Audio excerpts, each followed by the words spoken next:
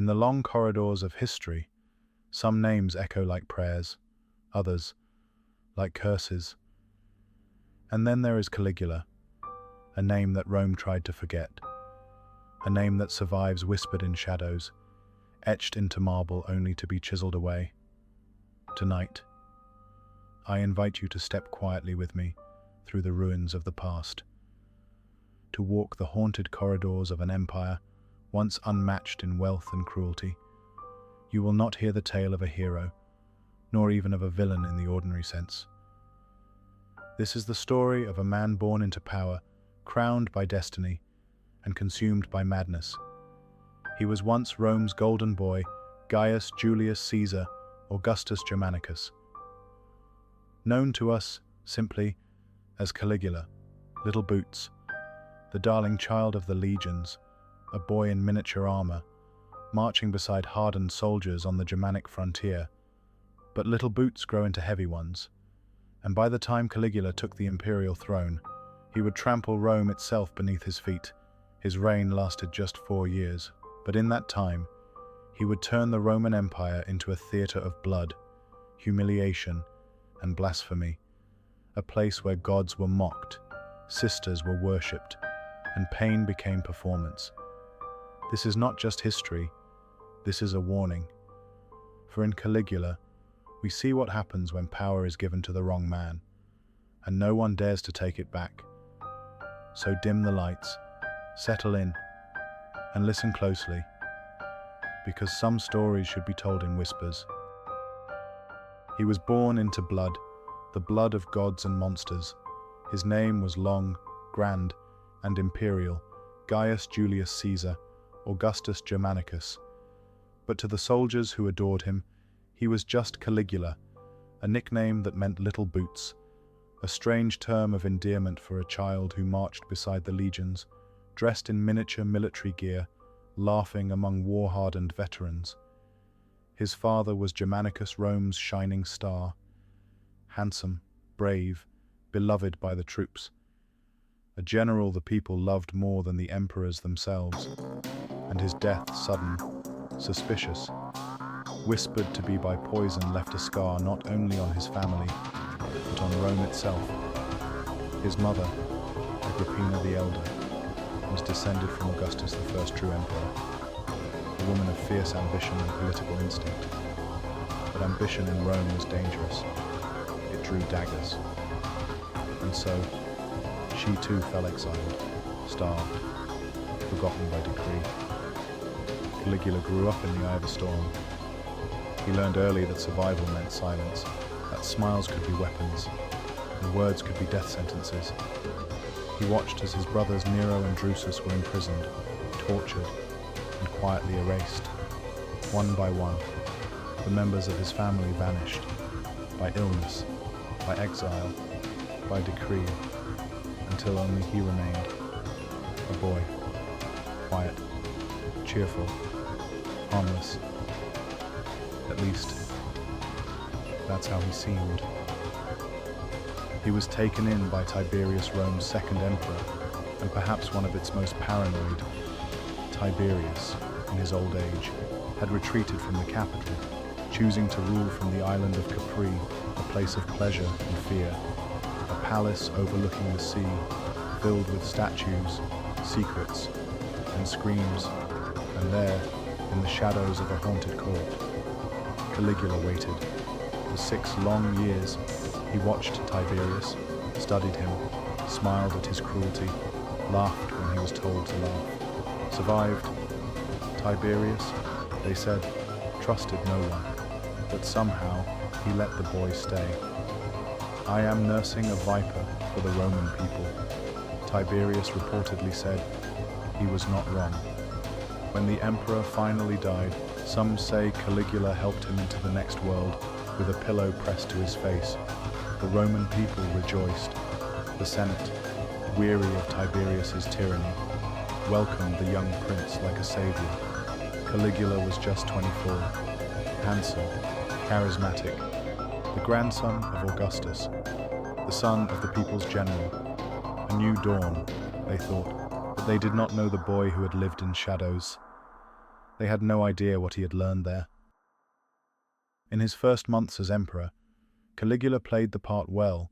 He released political prisoners, recalled exiles, gave generous bonuses to the Praetorian Guard, the city cohorts, and even the fire brigades. He held games glorious, dazzling, and savage. Gladiators clashed in crimson sand. Exotic beasts from distant lands were pitted against one another in contests that turned amphitheaters into temples of blood. And the people cheered. They had suffered under Tiberius for too long. They wanted spectacle. They wanted generosity.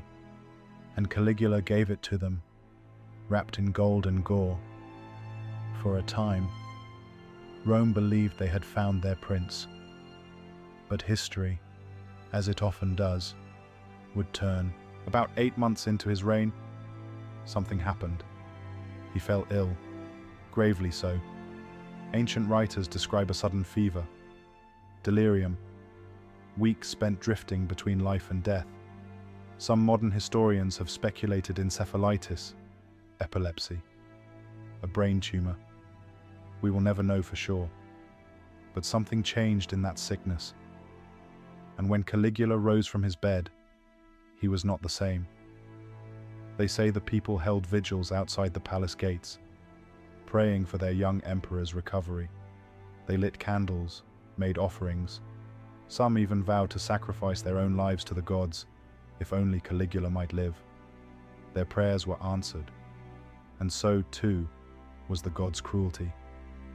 Because the man who emerged from the shadows of illness was no longer a prince. He was a storm, a fever in human form. And his reign, his real reign, was just beginning.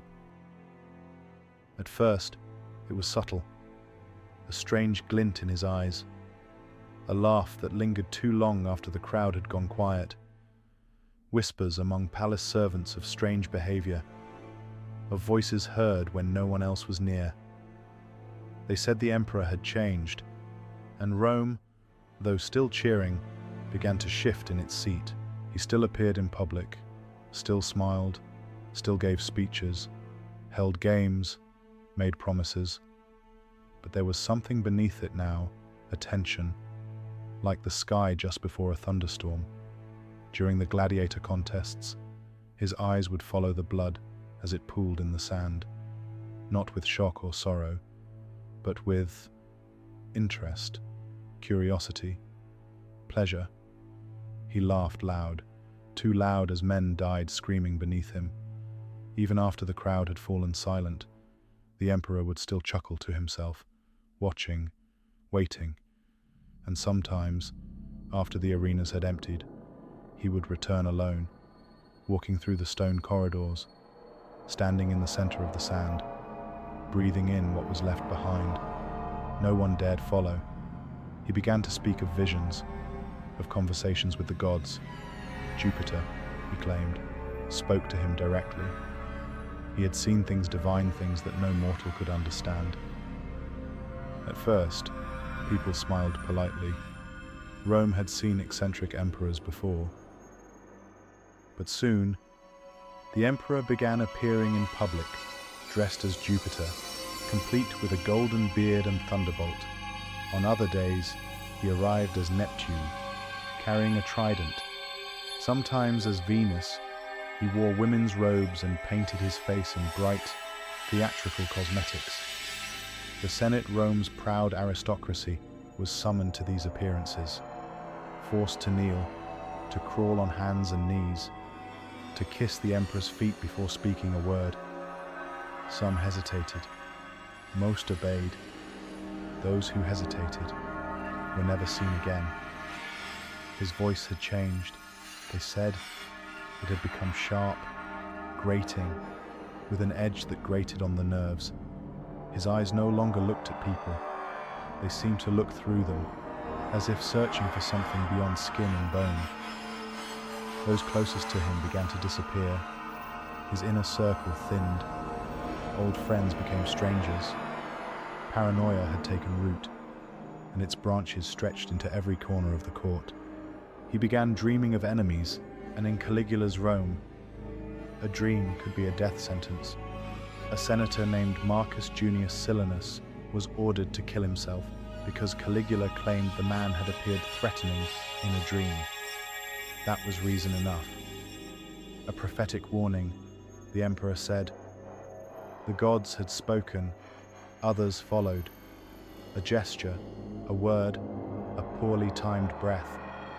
That's all it took. But perhaps the clearest sign of what Caligula had become was seen in his treatment of his sister. Her name was Drusilla, by all accounts. They had been close as children. But under the new Caligula, this fever-born emperor, their closeness crossed the line into horror. He forced her to divorce her husband and live with him, as his wife, his companion, his goddess. It was whispered, even among the decadent Roman elite, that the relationship had turned incestuous. When Drusilla died suddenly in 38 AD of illness, or poison, or something no one dared name Caligula lost himself, he declared her divine, a goddess. He made it a crime to deny her divinity, to laugh, to bathe, even to dine with your family while the emperor mourned. These were acts punishable by death. Rome held its breath. Every morning, the citizens of the capital waited for the next decree, the next accusation, the next execution, and slowly, the people began to realize this was not eccentricity. This was not divine inspiration. This was madness. In the palace, fear spread like fire. No one could predict the emperor's moods. He might begin the evening full of joy entertaining guests, with games and stories, and end it with an execution, a joke that displeased him, a facial expression that lingered too long, a senator who reached for wine before the emperor had lifted his cup. Death, immediate, public, sometimes spectacular. One evening, a nobleman was invited to dine. He was late only a few minutes. When he arrived, the emperor smiled, greeted him warmly, then had him disemboweled at the table. The screams were ignored. The feast continued. No one dared leave. In time, the palace transformed. It was no longer a place of politics or ceremony. It became a theater of terror, walls lined with gold and silk, hallways echoing with whispers, courtiers who learned to speak in riddles, to bow at shadows, to laugh when nothing was funny, because the alternative was silence, and silence, in Caligula's Rome, was often fatal. They called him Divus Caligula, the divine Caligula. But unlike Augustus, who became a god in death, Caligula wanted divinity now, in life, in flesh, in Rome. He had tasted power, and it no longer satisfied him. He wanted worship. The transformation was gradual, but unmistakable.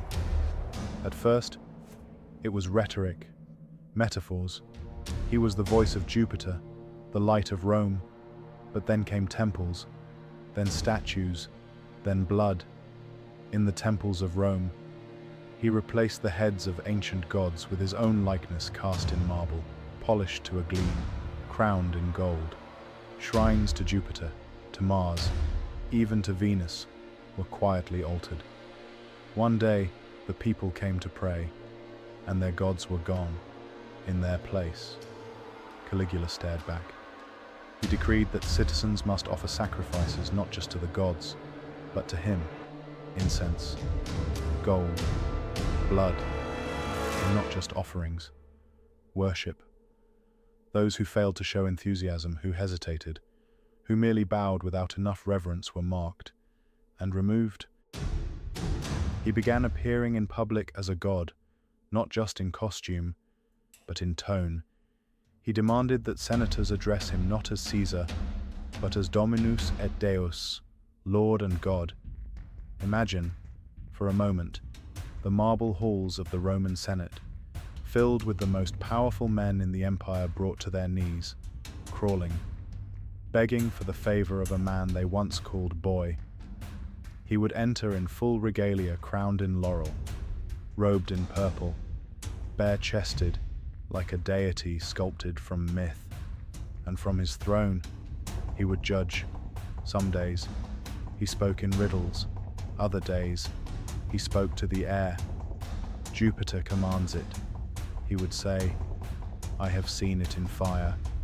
The gods hunger, and I will feed them. His madness was theatrical, but it was also terrifying. In the evenings, he hosted banquets unlike anything Rome had seen. They began with music, wine, perfumed fountains and golden dishes. But then, the curtain lifted, and the true show began. The guest senators, nobles, foreign ambassadors were no longer spectators. They were actors, participants, or prey. Caligula watched from a throne, carved with lions and eagles, as husbands were ordered to watch their wives be violated by guards and slaves, as old men were stripped of their dignity and their clothes and forced to perform like jesters. Those who refused were executed. Those who obeyed were merely shamed.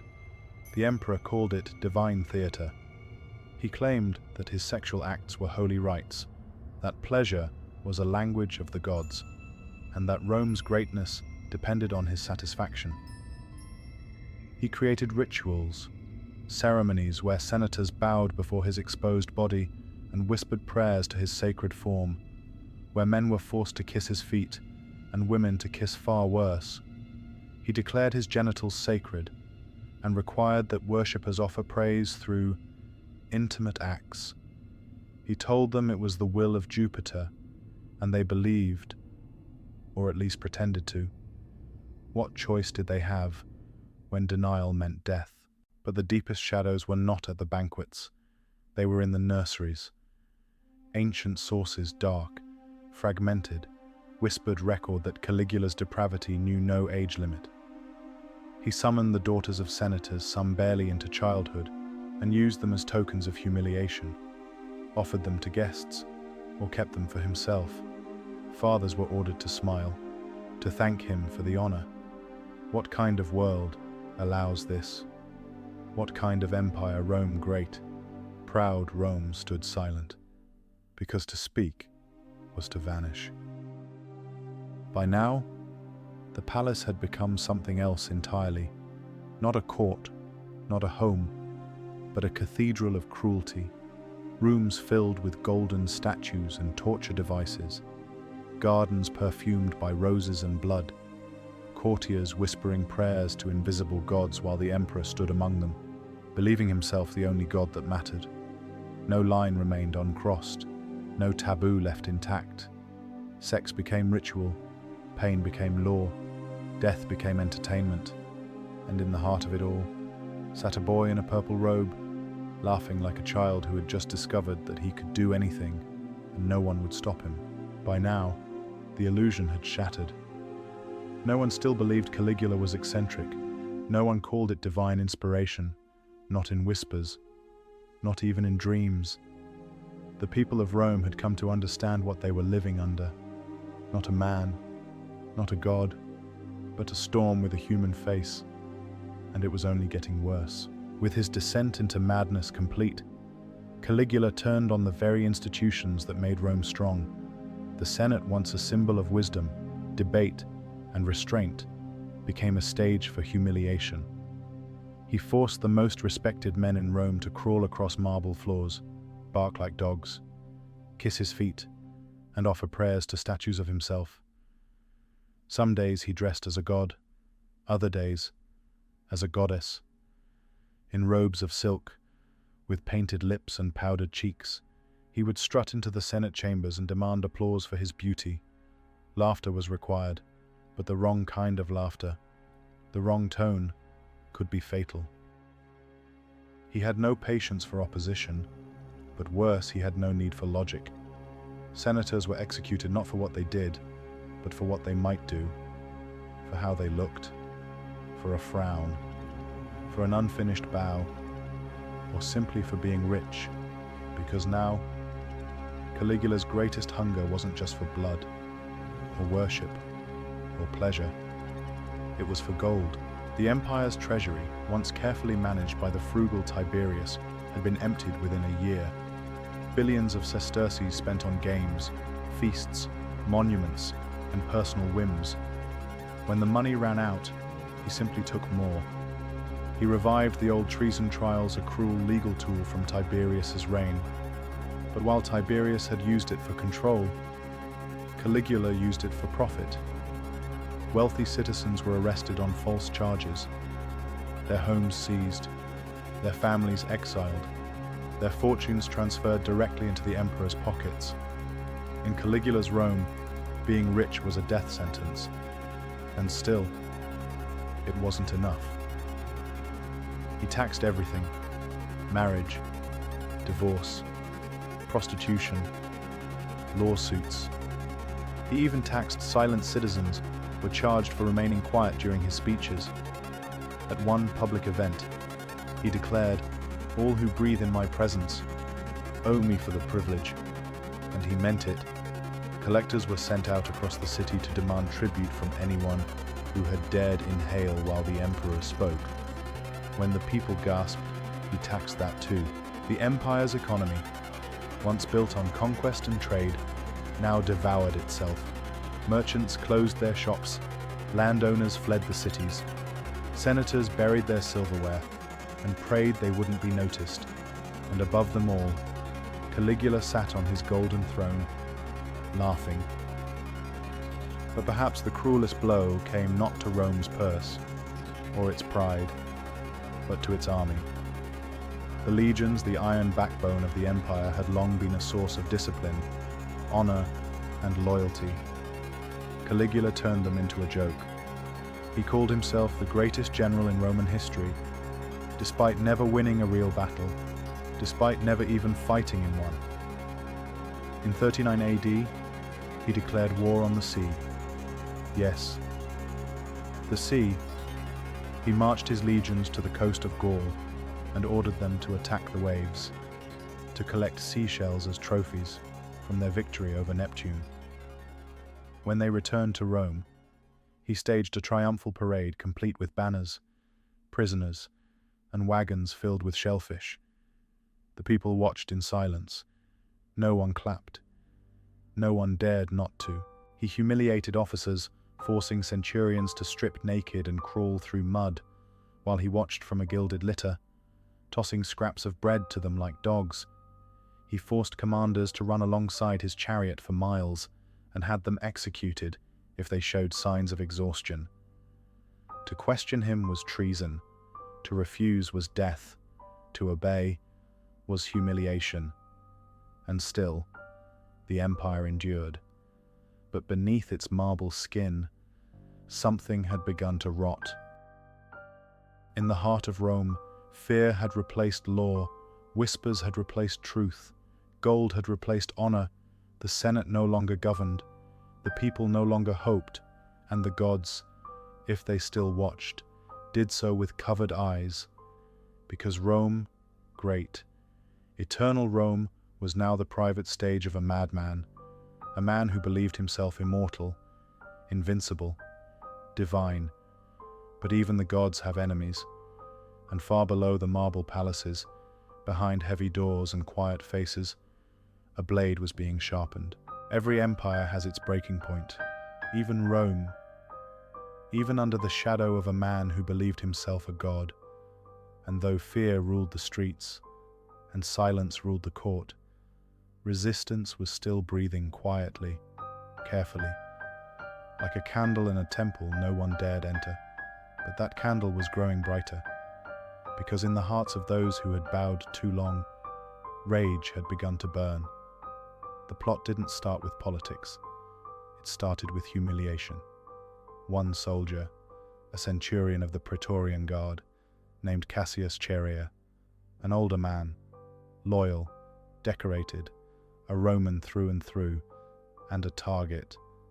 Caligula mocked his voice, calling it too soft for a soldier. He forced Chaerea to use ridiculous passwords: Venus, Priapus, Cupid's little darling, words meant to embarrass, to emasculate. Chaerea obeyed. He always obeyed, until he didn't. Others joined him, senators, equestrians, freedmen men from every corner of Roman power, united not by ambition, but by something simple, survival, because under Caligula there was no safety, no honor, no logic. A smile could save you or doom you. A dream could kill you. A laugh could be treason. The plotters met in secret, under cover of dusk, inside shadowed homes and silent courtyards. They studied his habits, measured his moves, memorized the paths of his guards, and they waited, not for permission, not for justice, but for the perfect moment. That moment came in January, 41 AD, the Palatine Games. Caligula had arrived in high spirits, cheering the blood, laughing at the actors, reveling in scenes of betrayal and murder. He seemed invincible, untouchable. But behind the stage, the knives were ready. That day, he made a declaration. He would leave Rome, move to Alexandria, where he could be worshipped properly as a living god. He spoke of dismantling the Senate, replacing its members with animals, actors, and his horse. Yes. Incitatus, the marble-stabled, jewel-adorned stallion, was to be the next consul of Rome. And in that moment, the conspirators knew there would be no more time. They struck when the curtain fell, when the games ended and the emperor left through the narrow underground corridor beneath the palace, a shortcut only he used. His Germanic bodyguards were a few steps behind, but not close enough. Cassius Chaerea and two others waited in the shadows, dressed as officers, blades hidden beneath their cloaks. When Caligula entered the tunnel, he was smiling, speaking of wine, of pleasure, of Jupiter's latest message. He didn't see the first sword until it was too late. The blade cut deep into his neck and jaw, shattering speech before he could scream. He staggered, raised a hand, perhaps to strike, perhaps to bless, or perhaps to beg. But there was no time. The second sword struck his ribs, the third his back. Then came the frenzy. Over 30 wounds, ancient sources say, 30 blades driven by fury, humiliation, grief, and relief. And as he collapsed, his divine robes stained red, his golden sandals slipping in his own blood, he managed only a whisper. I am still alive, but not for long. The corridor fell silent. For a moment, no one moved. Then came the sound of footsteps, running, orders, scream, chaos. Because while the emperor was dead, his guards were not, and vengeance, they feared, might still be divine. Back in the palace, panic spread like fire. Some believed the assassination, a false flag, a test. Others ran, tearing off togas, hiding behind curtains and under tables. The Senate freed, but afraid met an emergency. But they had no plan. The plot had ended a life, but not established a future. There was a vacuum, and into that vacuum stumbled an old, stuttering man, found trembling behind a curtain. His name was Claudius, Caligula's uncle, overlooked, mocked, considered simple-minded, awkward, harmless. But in that moment, harmless was the safest thing to be. The Praetorian Guard, still dripping with the emperor's blood, raised Claudius up not out of love, but out of necessity. Someone had to wear the crown. Someone had to restore order. And so, a new emperor was born in terror, in blood, and in silence. The reign of Caligula had ended.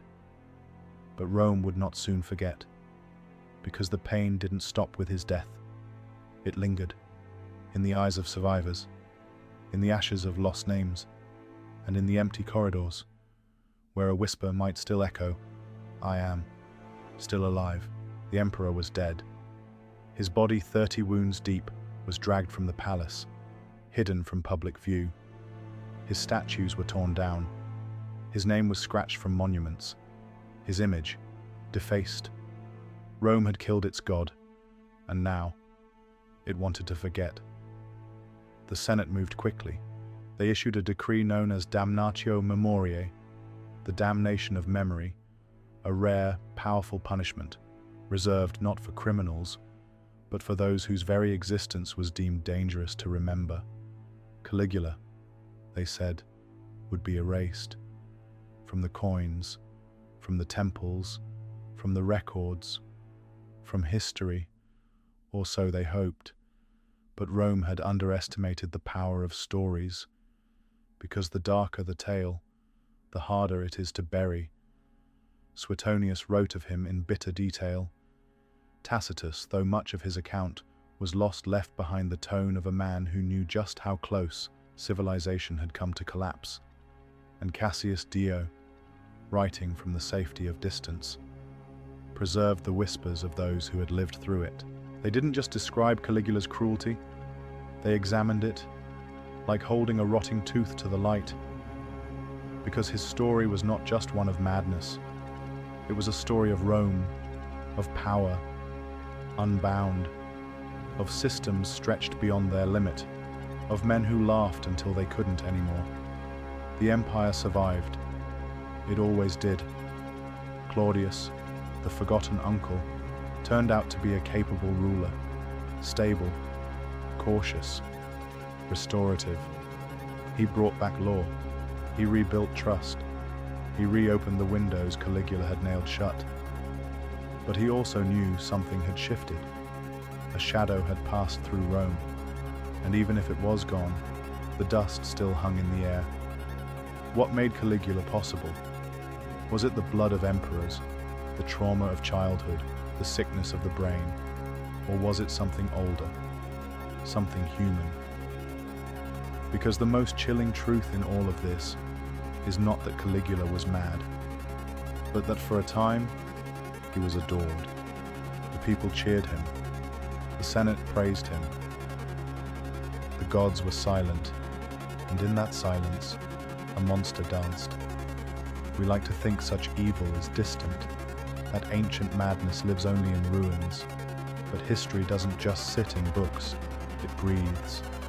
And Caligula's ghost, if you listen closely, still lingers in every palace where power goes unchecked, in every leader who demands worship, in every crowd that chooses spectacle over conscience.